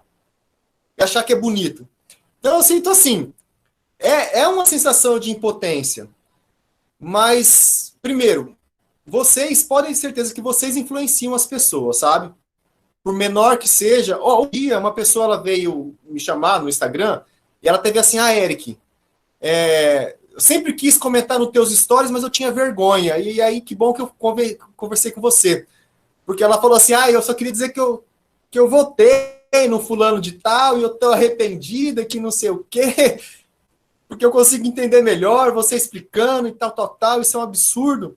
Aí eu falei, se eu conseguir mudar o teu pensamento, ou te fazer pensar, não é nem mudar pensamento, às vezes é fazer pensar, já valeu. Porque eu acho que nos meus seguidores só tem pessoas que concordam comigo, porque às vezes quando eu posto alguma coisa mais forte, eu perco uns 4, 5, assim, de uma vez. Eu nem ligo muito, mas assim, é duro, às vezes você tá falando só para as mesmas pessoas. Mas vai que alguém tá ali, sabe? Então até a tua atitude banal, assim, de você se manifestar dessa forma, quem não se posiciona, posicionado está, tá? Se você não se posiciona por medo de ser atacado, você já está posicionado, de ser neutro e de deixar passar boiada. Isso é importante. E aí também sair das redes sociais, tá? Não é só isso daí. Porque às vezes a gente ouve uns absurdos e a gente fica com, eu não vou nem discutir política, eu não quero saber de política, não me interessa. Ou então, não adianta que eu não vou mudar. Ou então xinga, né? Já agride, já chama de gado, não sei, qualquer coisa do tipo. Mas não pode ser assim. A gente tem que conversar com as pessoas, sabe? Às vezes as pessoas, elas precisam ser ouvidas. Tem um porquê para isso ter acontecido esse momento nosso. Não é só no Brasil. Mas as pessoas precisam de informação. A gente vive na era da informação com a maior desinformação, talvez já registrada, assim. Então, assim, as pessoas têm dificuldade. Eu tenho na minha família pessoas que elas têm uma dificuldade de discernir fake news, porque, assim, é coisa assim que vai do convencional, de sereia, de incêndio, até de que existe sereia. sabe? Então, assim, vocês são biólogos, vocês sabem das coisas, vocês são engenheiro florestal, vocês têm condições de explicar para as pessoas. Eu não sei se vocês são da licenciatura, mas vocês têm que ter um esforço, talvez, de às vezes parar e dar uma aula. Se a pessoa não quiser ouvir, beleza, mas às vezes a pessoa, se você falar com educação, ajuda. Outro dia eu recebi um vídeo tenebroso. Gostaria até de passar aqui, talvez, um dia. Mas é um vídeo assim que, olha, quem me chamar depois no particular, e pode depois me chamar no Instagram, Facebook, eu mando esse vídeo assim, que é tenebroso. E eu falei, ó, acho que ela mandou para a pessoa errada, ela não sabia que estava mandando para mim, não é possível. Falando que nunca se conservou tanto e se protegeu tanto a natureza como agora. Aí eu falei, ó, isso aqui tá errado, isso aqui é propaganda marqueteira, eleitoreira, isso aqui é mentira. A gente trabalha com isso, a gente sabe. Aí fui pontuando e tudo mais. Gente, não é fácil, mas assim, é conversar. Lembra lá do conselho, do diálogo, espaços de discussão? A gente tem que conversar com as pessoas. Você já vai ajudar muito, sabe? Você é um profissional de uma área ambiental e você tem a responsabilidade de propagar a informação correta. E corrigir as erradas também. Ser chato às vezes. Aí, só para complementar também, e também assim, fora isso, tá? E aí buscar, né? Vai ser voluntário de unidade de conservação, se inscreve no voluntariado, na rede Trilhas tem voluntariado também, se envolve em projeto de extensão, sabe? Faz parte da tua formação nesse processo. Se engaja. Se tiver algum movimento acontecendo, participa, talvez seja um movimento pequeno, mas se envolva, sabe? Saia das redes e vai para a rua. Isso mesmo.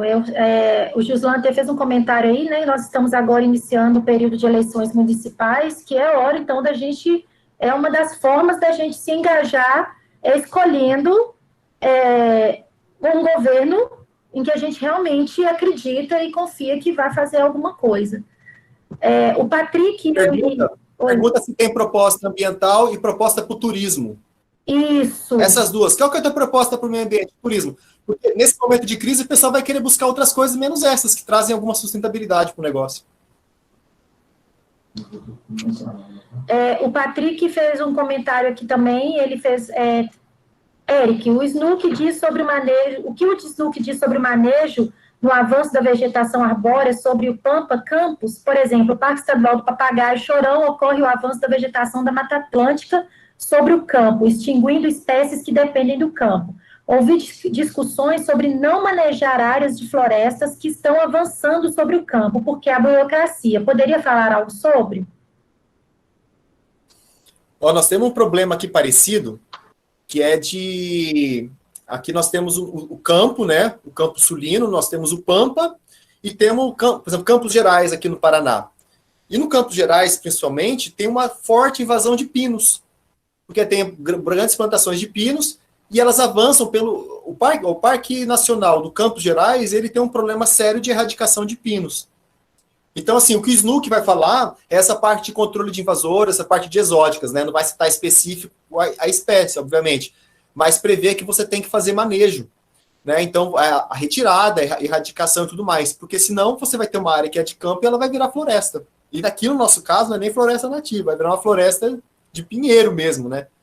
Então, assim, existem várias formas de manejo. Uma recente que deu muita polêmica foi, por exemplo, manejo do fogo, né? De você colocar fogo para você manejar, queimar matéria orgânica, material combustível, para você não ter grandes incêndios depois. E aí, até esses tipos de manejo, o pessoal é capaz de ver, assim, uma área de campo, e vai lá a equipe da unidade de conservação derrubar a árvore. Imagina a polêmica se o pessoal vê isso daí. Vai sim, que agora o pessoal está desmatando. Mas não, ali não é para ter árvore. Ou então, quando tem rio em área de campo, e o pessoal faz projeto de reflorestamento para mata ciliar. Não, ali nunca teve árvore, não é para ter árvore, é para ser campo. Então, são formas de manejo que tem que ser feito na unidade de conservação.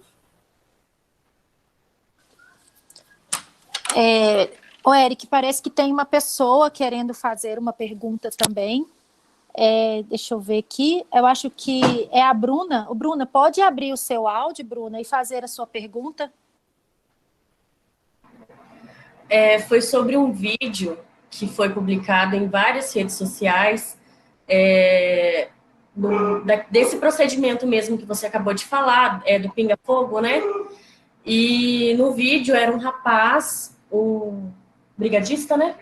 Um brigadista, e ele estava uniformizado com bem grande ainda, ICMBio, e no vídeo ele falava que olha ali o que estão fazendo, são os próprios do ICMBio que estão tacando fogo. E depois, no dia anterior, eu acho, o ICMBio publicou uma nota explicando sobre o processo e tal. Só que um vídeo desses, ele é muito assustador se ele cai em mãos erradas. E se a pessoa não tem o conhecimento sobre, né? E também a explicação não chega até essa pessoa depois. O que eu queria saber esse brigadista, essas pessoas, elas passam por um treinamento? Porque como que não passa por um treinamento e ele está fazendo um vídeo desse, falando um absurdo desse, em redes sociais, onde acaba se espalhando muito mais fake news, sabe? É extremamente assustador um negócio desses. A gente tem um capeta na vida, que é isso aqui, ó. Tá?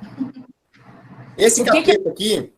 Com essa pessoa depois também. Esse capeta aqui, às vezes a gente fala coisa entre os amigos que a gente sempre falou e que se alguém filmar, coisa que a gente fala normalmente, e soltar, vai ser a vida inteira tendo que se explicar. A gente tem aqui, quando eu era chefe aqui, a gente tinha uma equipe de uns 15 brigadistas. E assim, o pessoal é treinado, sabe? O pessoal dá a vida para isso, se arrisca e tudo mais. E a gente fala, cuidado com as redes sociais. Cuidado com o que você vai falar, cuidado com o que você vai postar. Porque às vezes você nem posta, às vezes você manda para alguém que manda para outro e a coisa perde o controle. Um fato é que teve uma vez aqui, que deu muita repercussão, que um brigadista, ele tirou uma foto, e aí uma selfie assim, e tava lá, ele de uniforme também, o barco, e uma galera atrás, e aí fazendo churrasco, né? E aí, pronto, bombando, é para isso que a gente paga os nossos impostos, não sei o que lá, filtro solar, não sei o que lá, para o cara fazer, e fazer churrasco com uniforme, com o dinheiro nosso e tudo mais.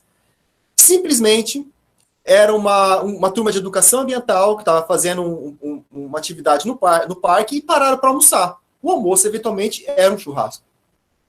Só que isso, de forma contextualizada, dá uma repercussão, assim, violenta. O que esse brigadista falou, a gente fala muito absurdo quando a gente está em campo, a gente brinca, a gente fala um monte de coisa. E isso o vento leva. Só que no momento que gravou, pode dar uma repercussão super negativa. O que ele falou lá, eu entendo completamente, porque é um pessoal simples, sabe? Um pessoal, às vezes, ensino fundamental, ensino médio, fala numa brincadeira, só que traz uma repercussão muito grave. Então a gente fala, repete, mas como eu disse, celular é um capeta na nossa vida. E aí, o mau uso dele, e não só para isso, às vezes não é nem a gente que grava, né? Para fechar essa resposta, uma vez eu vi uma postagem de uma pessoa que ela postou que tinha um carro do órgão estadual daqui, de fim de semana, parado na avenida, lá em frente a uma padaria. E é para isso que a gente paga, não sei o que lá, aquela conversa toda. Eu falei, seguinte, eu já passei muita noite no campo, já tive que parar em mercado para fazer compra, para levar, para não ter, porque não tinha dinheiro, tive que fazer a própria comida. Fim de semana, de noite, não tinha hora nem lugar. Eu não sei se esse servidor está fazendo uso irregular da viatura e tudo mais. Só que eu acho que antes da gente criticar, a gente tem que tomar cuidado antes de acusar. Então, às vezes, é o que a gente mesmo faz, ou aquela política do denuncis, da pessoa fazer denúncia, porque todo mundo está sendo filmado todo o tempo. Tem que tomar cuidado. Mas ele não vai ser punido por isso, ele não vai ser massacrado por isso. Pior foram aqueles brigadistas de Alter do Chão que foram presos. Foram 4 brigadistas presos porque teve uma denúncia que aí uma fraude, que eles tinham colocado fogo no Alter do Chão, raparam a cabeça dos moleques, aí disseram que foi a WWF, que foi o Leonardo DiCaprio, que não sei o que lá, blá, e não foi nada. Aqui o pessoal sempre fala que a gente que taca fogo para vir dinheiro. Mas ninguém vê a gente passar 36 horas varado no fogo, combate a incêndio, sabe? Se apertando ali e recebendo ajuda do pessoal. Vocês estão me ouvindo, né, gente? Porque eu tive que sair do computador, que agora está tendo aula do meu esposo, ele dá aula para o curso à noite, aí a aula dele começou e ia dar conflito. Mas isso que a Bruna perguntou é válido, né? E o bom que ela fez essa pergunta aqui no momento onde tem pessoas com conhecimento para poder responder. E logo depois daquele evento, o biólogo Hugo Fernandes, não sei se você conhece, Eric, ele é muito bacana, depois eu te mando até o Instagram dele, ele fez um vídeo explicando o que é o combate do contrafogo. Ele fez, né, e defendendo e falando justamente isso que você postou, a questão das fake news, a questão de não saber do contexto do que está acontecendo. E esse do Alter do Chão eu achei muito interessante, porque não deu em nada, porque eles conseguiram provar pelo aquele programa da NASA, né, pelo aquele satélite da NASA, que a origem do fogo que esses brigadistas estavam sendo acusados não eram onde eles estavam.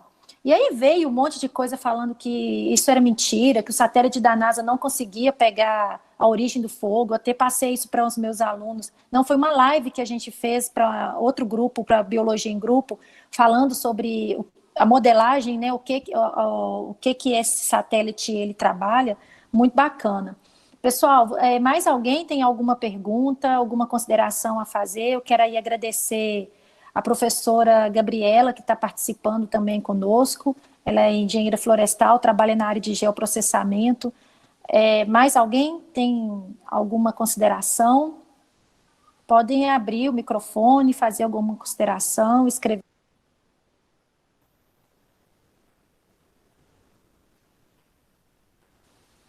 E também, Graziela, eu vou estar à disposição, tá? Eu não me importo nenhum de que me chamem no direct lá, quando ver uma história, alguma coisa, puxar uma conversa, tirar uma dúvida, Facebook, Instagram, fiquem à vontade, sabe? Eu faço questão, na verdade é o meu papel. Então, quem tiver alguma coisa guardada para depois também, não tem problema. Isso. Ô, Eric, você podia colocar aí o seu Instagram para o pessoal te seguir lá e para fazer essas perguntas. O Gemuc também, Antonielli, coloca aí para a gente, por favor. A gente também está sempre recebendo dúvidas e perguntas, e a gente, quando não sabe responder, a gente conhece quem sabe. Aí a gente vai atrás de pessoas para tirar essas dúvidas, porque ninguém sabe de tudo, da mesma forma que ninguém é um total incompetente que não sabe de nada. Então, eu acho que... A gente aprende e morre burro. Eu estou sentindo isso agora, que eu estou fazendo uma disciplina de ecologia da paisagem.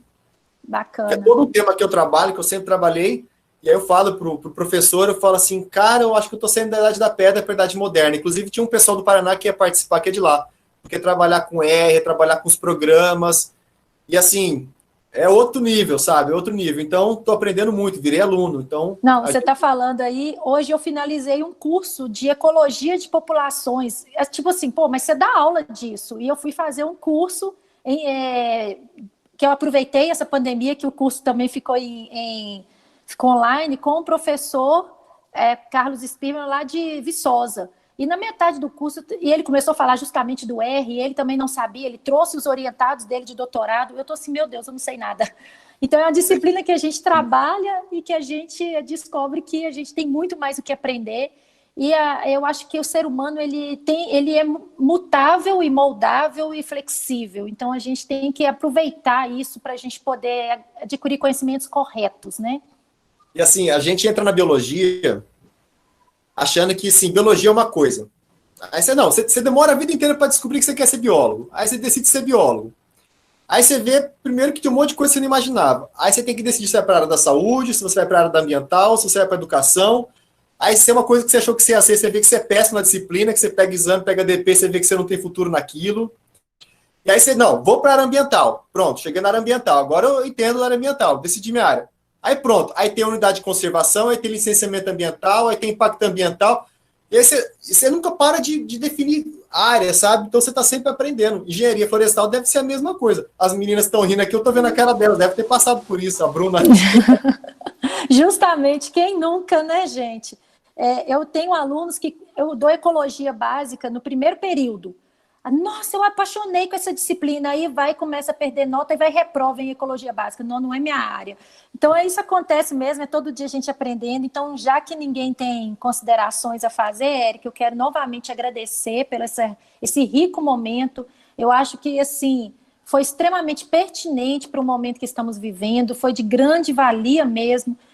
Para os meus alunos e para os outros demais aí também que prestigiaram, que participaram, e eu espero mesmo que essa parceria se mantenha e que a gente consiga fazer outros momentos desse bate-papo aí. Obrigado, agradeço então de novo o convite. a segunda vez de estar aqui com vocês, a primeira vez foi falar sobre a profissão do biólogo. Precisando de novo, estou à disposição. Se for o mesmo tema, a gente fala tudo de novo. Se for tema novo, a gente inventa o que falar também. Não tem problema, tem que compartilhar com vocês tudo que a gente tem aqui guardado.